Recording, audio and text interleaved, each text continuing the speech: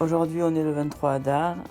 Voici la halakha du jour du Chafetz Chaim par rapport aux lois du Lashon Hara et du Sefer Shmirat Halashon. Tout d'abord, la halakha, les lois de Lashon Hara. Étant donné qu'il est interdit de croire de la Rechilut, on peut se demander comment il est possible de considérer une information de ce genre comme constructive ou avoir même le droit de l'écouter. À quoi sert d'écouter une information qu'on n'a pas le droit de croire? La réponse nous est fournie par la halakha qui établit une distinction entre le fait de croire et celui de prendre des précautions. Croire ce qu'on entend comme s'il s'agissait d'un fait est interdit, mais prendre les précautions nécessaires au cas où ce serait vrai est autorisé. Il est bête et méprisable de croire de la Rechilut, mais il est naïf de ne pas en tenir compte, et même irresponsable. Bien qu'on ne doive pas laisser les rapports avec la personne en cause être affectés parce qu'on a entendu à son propos, on doit se protéger d'un préjudice possible.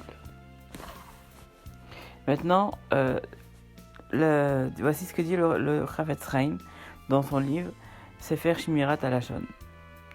On est dans le jour 172. Le second temple a été détruit à cause de la sinatrinam, de la haine gratuite, à laquelle mène directement le Lashon Hara, comme dit la Gemara, Traité Yoma, page 9, folio B. Si cette faute a eu le pouvoir de détruire le temple, à plus forte raison, peut-elle empêcher qu'il ne soit reconstruit? Celui qui fait des efforts pour garder sa langue et encourage les autres à l'imiter, acquiert sûrement un très grand mérite. La venue du Mashiach est entre nos mains.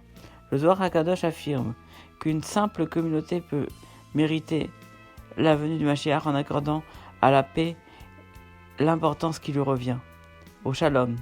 Or, il est impossible de faire la paix sans se débarrasser d'abord de la haine gratuite et du Lashon Hara.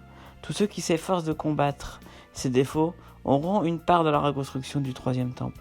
Si la possibilité de reconstruire le temple nous était offerte et que le seul obstacle était un manque d'argent, chacun s'empresserait d'apporter une contribution généreuse.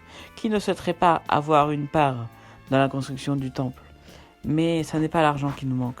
Ce qu'il faut, c'est arracher la haine gratuite de nos cœurs, apprendre à garder sa langue et chercher la paix.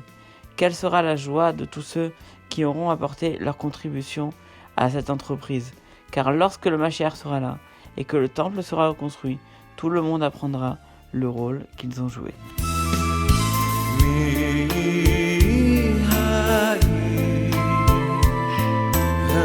Chafetz Chaim